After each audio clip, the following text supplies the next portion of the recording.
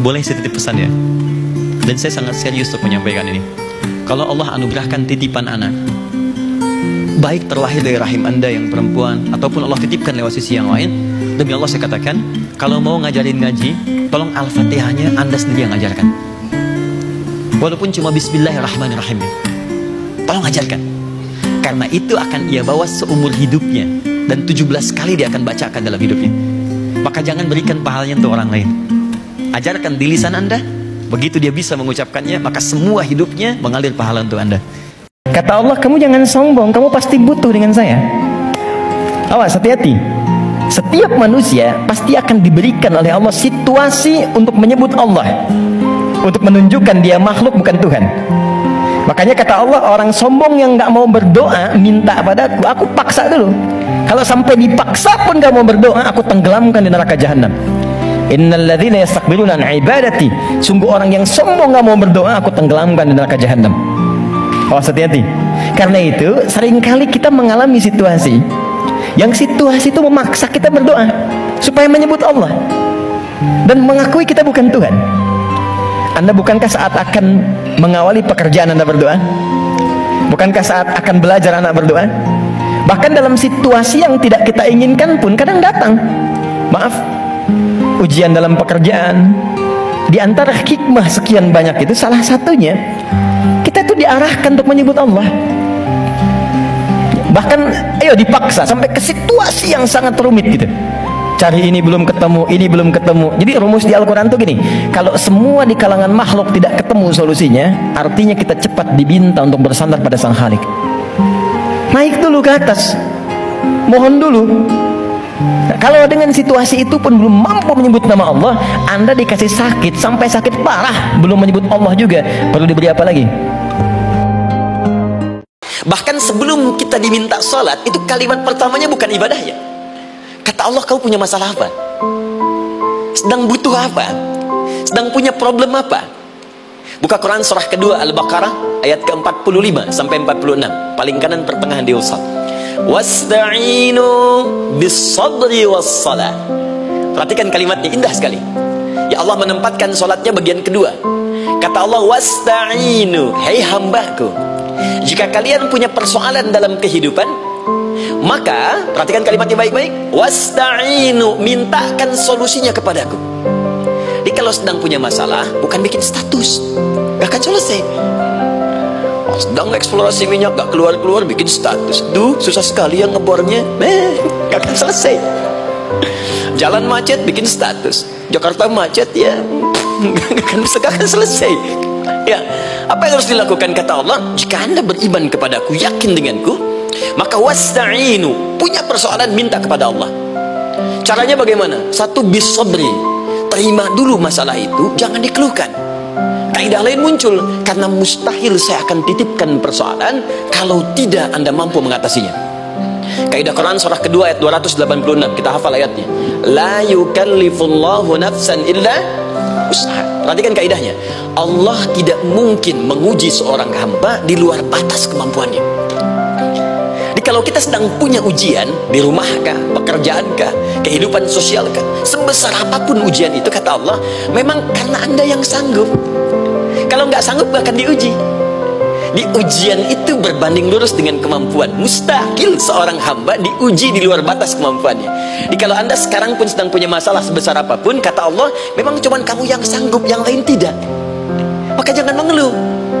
Jangan Anda katakan, ya Allah, why me? Kenapa saya? Kata Allah, why not? Memang kamu yang mampu, yang lain tidak. Nah, ketika Anda bisa menerima itu dengan sabar, baru datang kalimat kedua, wassalah. Kemudian datang, tunaikan sholat dan mintakan solusi kepadaku lewat sholat. Capek itu wajar. Capek itu emang dunia untuk capek. Dunia itu tidur aja capek. Sementara aja. Nanti kalau sudah selesai, tenang kita. Dunia ini capek, sedang tidur dibangunin capek. Nanti kalau sudah selesai, gak akan bisa dibangunin lagi. Bener? Memang tempatnya capek, baru tidur, bangun lagi. Ntar kalau udah tugas kita selesai, beres, tinggal nunggu aja akhirnya begitu selesai. Wah, enak. Gak akan bangun lagi. Kalau udah selesai dibangunin ya percuma, gak akan bangun. Nah, udah istirahat, waktunya tiba. Gak apa-apa, capek dulu aja.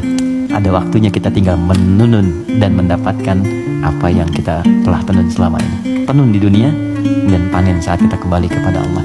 Makanya orang-orang baik itu saat meninggal itu ditampakkan pahalanya. Sehingga itu ya betul. Nah, jadi saat mendapatkan itu, mendapatkan pahala, tenang dia, nyaman. Karena nyaman itu udah nggak ingat meninggal. Karena nggak ingat itulah perasaannya tenang, seakan-akan tenang, nggak sadar, udah lepas dari rohnya. Bukankah Anda kalau ingin memperbaiki sesuatu akan datang kepada penemunya, penciptanya? Anda punya handphone, ada masalah, kan datangnya ke counter handphone. Anda punya mobil, ada persoalan, bukankah datangnya ke dealer? Sekarang kita ingin tahu persoalan hidup kita, ingin tahu gambaran hidup kita, ingin tahu misi dan visi hidup kita. Kemana kita kemudian bertanya? Pada pencipta kita. Nah, kata Allah, ketika saya utus manusia pertama kali ke bumi, saya sudah turunkan bagaimana cara menjalani kehidupannya. Dan ternyata berita baiknya untuk kita diberikan oleh Allah satu petunjuk utuh, langsung disebutkan, isinya disebut dengan Al-Quran. Jadi dari Al-Fatihah sampai dengan An-Nas, dia bukan bacaan biasa. Semua di dalamnya ada petunjuk kehidupan kita, dari mulai bahkan dalam kandungan sampai kita wafat kepada Allah Subhanahu wa Ta'ala. Kalau diikuti petunjuk ini, langsung turun jaminan dari Allah, hidup kita pasti akan tenang dan nyaman.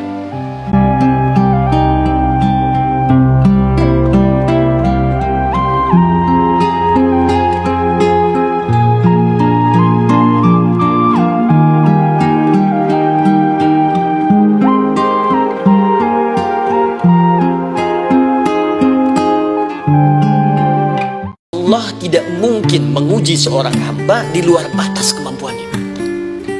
Jadi kalau kita sedang punya ujian di rumah kah, pekerjaan kah, kehidupan sosial kah, sebesar apapun ujian itu, kata Allah, memang karena Anda yang sanggup. Kalau nggak sanggup gak akan diuji. Di ujian itu berbanding lurus dengan kemampuan. Mustahil seorang hamba diuji di luar batas kemampuannya. Jadi kalau Anda sekarang pun sedang punya masalah sebesar apapun, kata Allah, memang cuma kamu yang sanggup, yang lain tidak. Maka jangan mengeluh. Jangan Anda katakan, ya Allah, why me? Kenapa saya? Kata Allah, why not? Memang kamu yang mampu, yang lain tidak. Nah, ketika Anda bisa menerima itu dengan sabar, baru datang kalimat kedua, wassalah. Kemudian datang tunaikan sholat dan mintakan solusi kepadaku lewat sholat. Ya Allah, aku tuh banyak dosanya. Ya. Namun aku juga menyadari Engkau pemaaf yang tiada batas bagi rahmat-Mu.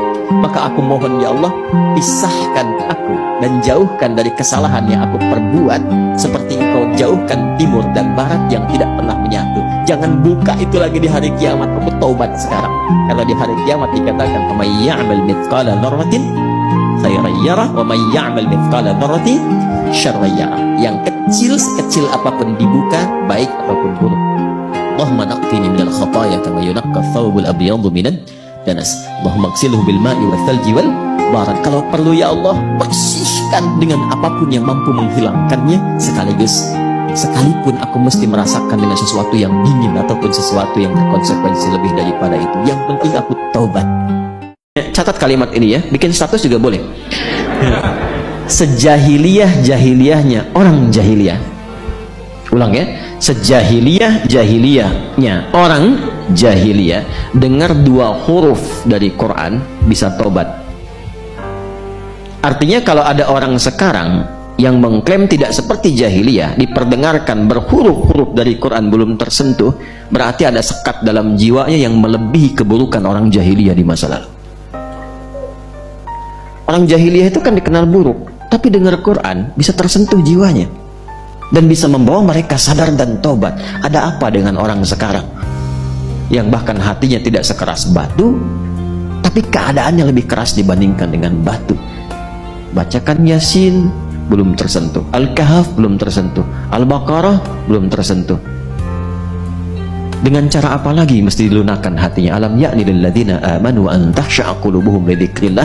Apa belum tiba saatnya semua untuk ingat kematian, bahwa akan kembali kepada Allah? Belum tibakah saatnya untuk taubat? Itu kata Al-Quran. Dan itu ada di surat Al-Hadid. Besi yang keras. Besi yang keras saja bisa lunak. Kenapa hatimu yang tidak seperti besi kok nggak lunak-lunak?